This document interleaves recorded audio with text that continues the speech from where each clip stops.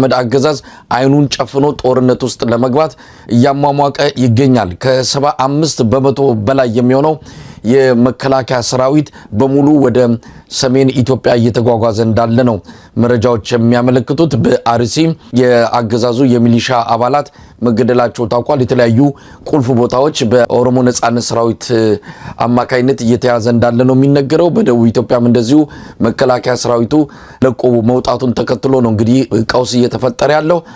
ሀገሪቱ ምን ያህል ከሰላም አንፃር ከፍተኛ አደጋ ውስጥ እንዳለች የሚያመለክት ነው። ገለታው በዚህ ጉዳይ እንጀምር። አብይ አህመድ ሁሉ ነገር ወደ ጦር ግንባር በሚል ከፍተኛ የሆነ ንቅናቄ እያደረገ ነው።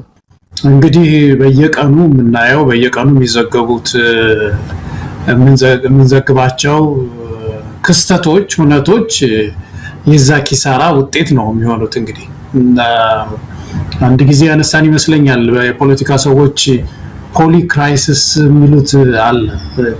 ፖሊ ክራይሲስ በአማርኛ ዘርፈ ብዙ ኪሳራ ማለት ነው። አንድ ያልሆነ አንድ አቅጣጫ የሌለው ኢኮኖሚ ብቻ ሳይሆን የፖለቲካ ማህበራዊ ጉዳይም በውትድርናው በሁሉም አቅጣጫ አንድ መንግስት ሲከስር ፖሊ ክራይሲስ ይሉታል እና ሀገራችን እኮ እዛ ውስጥ ነው ያለችው። እና ስለዚህ የፖሊ ክራይሲስ ወይም ደግሞ ዘርፈ ብዙ ችግር ውስጥ የገባ ሀገር ከአንድ ችግር ወደ ሌላ ችግር ስንሄድ ፍጥነቱና ስፋቱ ጥልቀቱ ምን ያህል እንደሚሆን ዝም ብለህ ማሰብ ቀላል ነገር ነው የሚሆነው። መሳይ 10 ብር ያለው ሰው ያቺን 10 ብሩን ሲያጣ ምን ያህል ኪሳራ ውስጥ እንደሚገባ መቼም ይረዳል መሳይ። እና ያለችንን ሀብት እኮ ሙሉ እኮ ያጣን ሰዎች እኮ ነው። በተለያየ ኪሳራ ውስጥ እኮ ነው ያጣነው። እና ድህነቱ ዘርፈ ብዙ ችግር አምጥቷል። ሰላም እጦት ከፍተኛ ችግር ውስጥ ነው ያለነው። እና አዲስ ነገር ሊሆንብን እንዴት ይችላል? ኢትዮጵያውያን ራሳችን ነው ጥልቀቱ የችግሩ ጥልቀት የችግሩ ስፋት ሽፋኑ እየጨመረ በየጊዜው ከመምጣቱ ባሻገር ሪጂናል ኢንስታቢሊቲው የቆየ ነው። በሶማሌ በኩል ሲበጠብጥ ነበር አብይ አህመድ። ሶማሌላንድን በጥብጧል፣ ኤርትራን በጥብጧል፣ ጅቡቲን በጥብጧል። ምንም በሪጅኑ ያልበጠበጠው ነገር የለም እንደ ሪጅን ስናይ ማለት ነው። በሀገራችን ውስጥ ይሄ ሰው ከመጣ ማግስት ነው የጀመረው። ከጌዲኦ ሶማሌ ክልል አካባቢ ጀምሮ መፈናቀል፣ ጦርነት፣ ግጭት፣ ረሃብ፣ የኑሮ ውድነት፣ የብር ማሽቆልቆል፣ ክፋት እንጥቀስ። የትኛው ነው የቀረው በምድሪቱ ውስጥ? ያልዘነበ በላያችን ላይ ያልዘነበ ጉድ የለም እኮ ቆጥረን ማንዘልቀው ነው። ስለዚህ ግዝፈቱ እየጨመረ ነው። ልክ ነው፣ ግዝፈቱ እየጨመረ በቀደም የእንግሊዝ መንግስት የዚህ ምንድነው የጉዞ እንትን ይሰጡ የለም የጉዞ ምክር እና ማፑን አይ ነበር ካርታውን ኢትዮጵያን ሁሉንም ነው ቀይ ያቀለመው ማለት ይችላል። በሙሉ ቀይ ነው ማለት ይችላል። እንደ ቢጫ ነገር አሉ አንዳንድ አረንጓዴ የተወሰኑ አሉና እነሱም አረንጓዴ ቦታም ስትሄዱ መጀመሪያ ማክሩ ነው የሚለው ቢጫውን ተው እና ምድሪቱ እንደዛ ነው የሆነችው። ግሪን የሚሏትም አካባቢ ስትሄዱ አማክራችሁ ሂዱ ነው ምክሩ። በዚህ እኮ ላይ ነው ምርጫ አድርጋለሁ የሚለው። እንደዚህ አይነት ችግር ውስጥ ምድሪቱ በሙሉ በቀይ ቀለም ላይ ነው ያለችው እና ያ የሚያሳየው ምን ያህል ሀገራችን በነውጥ መሃል ውስጥ እንዳለች ነው የሚያሳየውና ይሄ ሪጂናል ጉዳዩ ምናልባት አሁን የዚህ ፕሬዚደንት የቱርኩ ፕሬዚደንት ጋር አንስተን ስንወያይ የምናነሳቸው አንዳንድ በጣም ጠቃሚ የሆኑ ነገሮች ይኖራሉ። ግን አጠቃላይ ግን መሳይ ከፍተኛ ኪሳራ ውስጥ ያለ መንግስት ነው፣ ኪሳራ ውስጥ የገባ ፓርቲ ነው። ስለዚህ ገና ብዙ ቃል ነው የሚሰብረው፣ ብዙ ግጭት ነው የሚያመጣው። ገለታው እንግዲህ የኢትዮጵያ ውስጥ ባለፉት 2 ቀናት የተከሰቱትን ግጭቶች እንመልከት። በደቡብ ኢትዮጵያና በአርሲ ኦሮሚያ ክልል እነዚህ ክስተቶች ምንን ይነግሩናል? አንዳንዶች መከላከያ ሰራዊት እግሩን ሲነቅል አካባቢዎቹ ወደ ሰላም መደፍረስ ውስጥ እየገቡ ነው በሚል የመከላከያ ሰራዊት መኖርን እንደ ጥቅም ሰላም አረጋጊ አድርገው ለመግለጽ የሚሞክሩበት ሁኔታም አለ። እስቲ ይህን ጉዳይ እንመልከተው። አርሲ ውስጥ መከላከያ ሰራዊቱ እግሩን ሲነቅል ውጊያ ተቀሰቀሰ። በዚህም 16 የኦሮሚያ ክልል ሚሊሻዎች መገደላቸውን የሰማነው። አሁን የደቡቡ መስመር ይቆረጣል ነው። በተለይ አዋሳን ጨምሮ ወደ መሃል ሀገር የሚያገናኙ መንገዶች ይቆረጣሉ፣ ህዝቡ ከፍተኛ ችግር ውስጥ ይገባል የሚል ስጋት አለ። ምክንያቱም ቁልፍ የሆኑ ቦታዎችን ኦላ እየተቆጣጠረ እንዳለ እየሰማን ነው። በደቡብ ኢትዮጵያም እንደዚሁ ችግር ባለባቸው አካባቢዎች መከላከያ ሰራዊቱ ካምፕ ሰርቶ እየተቆጣጠረ ነበር። ችግሮች እየተባባሰ ነው የመጡት። ፖለቲካዊ መፍትሄ ሊሰጥ አልቻለም። በዛም ምክንያት እግሩን ነቅሎ ወደ ሰሜን መንቀሳቀሱን ተከትሎ በአካባቢው በተፈጠረ ግጭት በርካታ ሰዎች ተገለዋል። ግጭቱ አሁንም እየተባባሰ እንዳለ ነው የምንሰማው። እንደዚህ ክስተቶች ምን ይነግሩናል ገለታው? ጋምቤላም በተመሳሳይ የመከላከያ ሰራዊቱ ወደ አማራ ክልል መግባቱን ተከትሎ ቀጠናው ወደ ለየለት አለመረጋጋት ውስጥ ነው የገባው። እስቲ እነዚህን ክስተቶች እናያቸውና አብይ አህመድ የሚመራት ኢትዮጵያን እንደው እንመልከታት። አይ ቲንክ ጥሩ ነገር ነው መሳይ ያነሳው። እንግዲህ መቼም በዚህ በየቀበሌ በወረዳ በዞን እንግዲህ የመንግስት አደረጃጀት እንደዚህ ነው አይደለም ያለው ክልል የሚባል ነገር አለና በእነዚህ አደረጃጀቶች ውስጥ ጸጥታ የሚያስከብር አካል አለ በህግ የተቋቋመ። እሱም ፖሊስ የሚባል አካል ከፍርድ ቤት ጋር ከአቃቢ ህግ ጋር ሆኖ የህብረተሰብን ሰላም እየጠበቀ ወንጀለኛን እያዘ ሌባ ነጥቆ ሊሮጥ ሲል እሱን ይዞ ወደ ፍርድ እያመጣ ያስፈረደበት ህዝብ እየጠበቀ የሚኖረው እሱ ነው። ይሄ አካል በአንድ ቦታ አይደለም በአምስት ቦታ አይደለም በሁሉም የሀገሪቱ ክፍሎች ሽባ ነው መሳይ። የትም ቦታ አይሰራም። አርባ ምንጭ ውስጥ አይሰራም፣ ስለዚህ ወታደር ይሰራል። አርሲ ውስጥ አይሰራም፣ ይሄ አካል ወታደር ነው ያለው። አማራ ክልል ውስጥ ያታወቀ፣ ትግራይ ክልል የታወቀ ነው የለም ጨርሶ። ጋምቤላ አይሰራም፣ ፖሊስ የለም። ስለዚህ ፌደራል ፖሊስ ነው በፈጥኖ ድራሽ ወታደር ነው በፈጥኖ ድራሽ ታንክ ይዘህ ሄድ የሚባል። ከፍ ሲል ደግሞ ድሮን ነው የሚላከው። ስለዚህ ይሄ በተለይ ከዚህ ከፍርድ ጋር በተያያዘ ከፍትህ ጋር በተያያዘ የሚያስፈጽመው አካል ፍርድ ቤት፣ አቃቤ ህግ፣ ፖሊስ የሚባለው ከሌለ አስፈጻሚው አሁን ያልከው ወታደራዊ አገዛዝ ነው ያለው ማለት ነው። ይሄ ወታደራዊ አገዛዝ ደግሞ ጉልበቱን ብቻ ተመክቶ የማይገባውን ስራ እየሰራ በህገ መንግስት ያልተሰጠውን ስራ እየሰራ አንዳንዴ የፖሊስን ስራ ሁሉ ይሰራል። ዝም ብሎ የቆምና መታወቂያ አንጡ ይላል መንገድ ላይ ዝም ብሎ ተራው ወታደር ማለት የዜጎችን ያ መብቱ አይደለም እኮ መታወቂያ አምጣ ብሎ አንድን ዜጋ መጠየቅ አይችልም። ወታደር ድንበር ነው መጠበቅ ያለው። ድንበር ላይም እንደውም የድንበር ፖሊስ የሚባል አለ። ወታደር ስራው ሌላ ነውና ስራውን ትቶ የማይሆን ነገር ውስጥ መግባቱ የሚያሳየው አሁን ያልከው የአብይ አህመድ አስተዳደር በአጠቃላይ ሀገሪቱን ሊቆጣጠር የማይችልበት አስፈጻሚው ማስፈጸም የማይችልበት ደረጃ ላይ መድረሱ ነው የሚያሳየው። ለዚህ እኮ ነው ከባድ ችግር ውስጥ ነው ምድሪቱ ያለችው። በጣም ለዚህ መቀጠል አትችልም ምንለው ከዚህ አንፃር ነውና ወታደሩ ከአንድ ቦታ እንግዲህ አሁን ደግሞ ሳሳዚህ አካባቢ ከበድ ያለ ወታደር አምጣ ሲባል ከዛ ብድግ ሲል ደግሞ እዛ አካባቢ ያሉ የተለያዩ ህገወጥ የሆኑ አደረጃጀቶች ተፈጥረዋል። እነዛ ኃይሎች ደግሞ እርስ በርሳቸው ይጋጫሉ፣ ህብረተሰቡ ለዝርፊያ ይጋለጣል። ስለዚህ ዘርፈ ብዙ ችግር ውስጥ እንድንገባ አድርጎናል ማለት ነው መሰለኝ። እና ሀገራችን ተተርፍ ዘንድ ነው ለዚህ አሁን ቶሎ የሽግግር ጊዜ የሚያስፈልጋት መሰለኝ። ገለታው አንዳንድ ወገኖች በየዋነት ወይም ነገሮችን በደንብ በጥልቀት ካለማየት የተነሳ መከላከያ ሰራዊቱ ልክ የማረጋጋት ሰላም የማስፈን ተልእኮ እንዳለውና መከላከያ ሰራዊቱ አካባቢዎችን ሲለቅ እነዛ አካባቢዎች ወደ ሰላም መደፍረስ ውስጥ የሚገቡት የግድ የመከላከያ ሰራዊቱ የሰላም ተልእኮ ወስዶ እንደሚንቀሳቀስ አድርገው ለመግለጽ የሚሞክሩበት ሁኔታ በጣም አደገኛ ነው። መከላከያ እግሩን ሲያስወጣ አካባቢው ወደ ሰላም መደፍረስ ውስጥ ይገባል።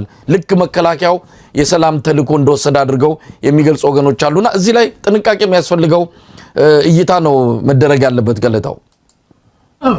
ወታደሩማ አሁን እንግዲህ ምንድነው በእነዚህ ታጣቂዎች በሌሉበት አካባቢ ሳሳ ባለበት አካባቢ መትረጌስ ያጠምድና የተወሰኑ ዙም ምናምን የሚባሉ አሉ ከባባድ መሳሪያዎች ያደርግና ዙሪያውን ዝናር ታጥቆ በከተማ ውስጥ በገጠሩ አካባቢ ይዞራል። እና ሲዞር አንድ ሰው ሰላማዊ ሰልፍ መውጣት አይችልም፣ ድምጽህን እንዳታሰማ ብሎ ይከለክላል። እና ይሄ ጸጥታ ማስከበር እኮ አይደለም እኮ የዜጎችን መብት ማፈን ጸጥታ ማስከበር ማለት አይደለም። ኮሽ እንዳይል ማድረግ ጸጥታ ማስከበር አይደለም። ጸጥታ ማስከበር ፖለቲካ መፍትሄ አምጥቶ ህዝቡን ማረጋጋት መቻል ነው። እና አንዳንድ ጊዜ ደግሞ ያ ይመታና ከቁጥጥር ይወጣል፣ ሌላ ኃይል አምጥቶ ጨምሮ ይባላልና በዚህ እስከ መቼ ነው ምድሪቱ የምትቆየው ነውና አሁን አማራ ክልል ወታደሩ ይውጣልን አይደለም ጥያቄው? ውጣ እየተዋጉት ነው ያሉት። ውጣ ከክልላችን ውጣ። ከክልላችን ብቻ አይደለም ምድሪቱ ውስጥ አንድ አመፀኛ ሰው ደግፈ መከራችንን እያሳየህ ነው ያለው እያለ አማራ ህዝብ እየተዋጋው ነው ያለው። ይሄን ሰራዊት ስም ድንበር መጠበቁን ትቶ በየቀበሌው ነው ያለው፣ ከገበሬ ጋር እየተዋጋ ያለው። ስለዚህ ይሄ ኃይልማ ምኑን ተስፋ ሆነ? ወደ ህዝብማ ወግኖ ቢሆን መሳይ አሁን እዛ ግብጽ ውስጥ ያየነው ታስታውሳለህ መቼም። አንድ ጊዜ የግብጽ ወታደር ወደ ህዝቡ ወገነ ተብሎ ህዝቡ ታንክ ላይ ወጥቶ ወታደሩን እያቀፈ አብሮ ሲጨፍር ምን ሲል እኮ አንዳንድ ሀገር እኮ የምታየው ነገር ያስገርምሃል። ኔፓል አካባቢ ስናይ ወታደሩ ምንድነው ደግሞ ማዳጋስካር ባለፈው ያየነው ወታደሩ ከህዝቡ ቆሞ ስታይ እኮ ያ ነው መረጋጋት የሚባለው። ያን ጊዜ የሽረት ይመጣል ወታደሩና በህዝቡ መካከል ያለው ልብ አንድ ሲሆን ከዛ በኋላ እኮ ያለው ትግል ቀላል ነው የሚሆነው እኮ። ፖለቲካ ጉዳይ እንዴት ሽግግር ጊዜ ይፈጠር የሚለው ላይ ቀላል ነው የሚሆነው። ስለዚህ ይሄ ኃይል መከታ ሆኗል። ያንን ደግሞ ህብረተሰቡ እየታገለው ነው ያለውና በምንም አይነት ሁኔታ ጸጥታ ሊያስከብር የሚችል አይደለም። ፖሊስም ማስከበር አልቻለም፣ ወታደሩ ማስከበር አልቻለም። ለዛ ነው ችግር ውስጥ ያለ ነው እንዴ። አንዱ ጸጥታ የሚያስከብር ቢኖር ህዝብ ተስፋ የሚያደርገው ኃይል አንድ ኃይል ቢኖር አንድ ተቋም ቢኖር እኮ ትንሽ ይሻል ነበር እኮ። አጠቃላይ ኢትዮጵያ ላይ የመጣውን አደጋ እንመልከተው። የተባበሩት አረብ ኤሚሬትስ እጇን ሙሉ በሙሉ ያስገባችበት ኢትዮጵያን እንደፈለገች እንድትዘውር በአብይ አህመድ በኩል ሙሉ ፍቃድና ሜዳውም የተሰጣት የተባበሩት አረብ ኤሚሬትስ ምናልባትም ብዙዎች እንደሚሰጉት የየመንን አይነት የሊቢያን አይነት የሱዳንን አይነት የእርስ በርስ ጦርነት ኢትዮጵያ ውስጥ ለማፈንዳት ከቋፍ ላይ ትገኛለች የሚል ስጋት አላቸው። ይሄን ደግሞ በትክክልም እያየነው ነው። እቺ የተባበሩት አረብ ኤሚሬትስ የምትባል ትላንት የተፈጠረች ሀገር ሀብት የምትሰበስበው እንደዚህ ተጽዕኖ መፍጠር የበላይነትን ለማግኘት የምትሄድበት አካሄድ ሀገራትን በማፍረስ ሆኗል። ሊቢያ ላይ ያደረገችው፣ የመን ላይ ያደረገችው፣ አሁን ሱዳን ላይ ወደ መጨረሻው ምዕራፍ ደርሳለች። ሱዳንን ልታፈርስ ነው። ተረኛዋ ኢትዮጵያ ናት እየተባለች ነው። አብይ አህመድ ደግሞ ለዚህ ተዘጋጅቷል። ጦሩም በሙሉ አውጥቶ ወደ ሰሜን ኢትዮጵያ ለኤርትራ ጋር ፍጥጫ ውስጥ የገባበት ሁኔታ በዚህም በግራ በቀኝም ቢታይ የኢትዮጵያን ጥቅም ለማስከበር የኢትዮጵያን ሉዓላዊነት ለማስከበር እንዳልሆነ ሳር ቅጠል ሁሉ የሚያውቀው ጉዳይ ነው። አብይ አህመድ የሷን ተልኮ ለማስፈጸም ነው የተባበሩት አረብ ኤሚሬትስ ተልኮ። ይሄ ከጫፍ ደርሷል። ምናልባት እነ ቱርክ እነ ሳውዲ አረቢያ ይህንን ነገር ለማስቆም እየተረባረቡ ይገኛሉ። አብይ አህመድ በዚህ ፍጥነት አሁን እየሄደበት ባለ ፍጥነት የሚቀጥል ከሆነ ምስራቅ አፍሪካ ላይ ትልቅ ቀውስ ሊፈጠር እንደሚችል ምንም ጥርጥር የለውም። አብይ አህመድ ኢትዮጵያን ለዚህ አደጋ አሳልፎ ሰጥቷል። በጣም ጥሩ ነገር ነው ያነሳ ወንድሜ መሳይ። ሰሞኑን አንድ አርቲክል እየጻፍኩ ነው እና ምናልባት ቢጠቅም ከሆነ ከወገኖቻችን ጋር እንወያይበታለን። በዚህ በሽግግር ዙሪያ ነው እየጻፍኩ ያለሁትና አንድ ጥናቶችንም እያጠናሁ ነበርና በዚህ አሁን ባነሳው የአፍሪካ ቀንድ አካባቢ ላይ ዩናይትድ አረብ ኤሚሬትስ እሷ ናት ዋናዋ፣ ግን ብቻዋን ግን አይደለችም። አንዳንድ ፎርሶች አሉ ከኋላ ነው የሚባለውና ከዛ ጋር ሆና ከሌሎቹ ጋር ባለ ግጭት እዚህ ገልፍ ሀገሮች አካባቢ ባለ ግጭት ውስጥ ተመልከት። የቱርኩ ፕሬዚደንት እኮ ዛሬ ይሄንን ተናገሩት። አፍሪካ ቀንድ የውጭ ኃይሎች መፈንጫ መሆን የለባትም እኮ ነው ያሉት ዛሬ ሲናገሩ። ይሄው እነሳቸው ራሱ እንኳን እየተናገሩና የዚህ የገልፍ አካባቢ ችግር አግኝቷል ቀንዱን የአፍሪካውን ቀንድ ማለት ነውና ምን እያደረጉ ነው? ዘዴያቸው ምንድነው? ፋክሽን ነው የሚፈልጉት እዛ ሀገር ውስጥ ያለ የተለያዩ ኃይሎች ማለት ነው። እና የተለያየ ኃይል ይፈለግና አንዱን ኃይል ይጠልፉታል።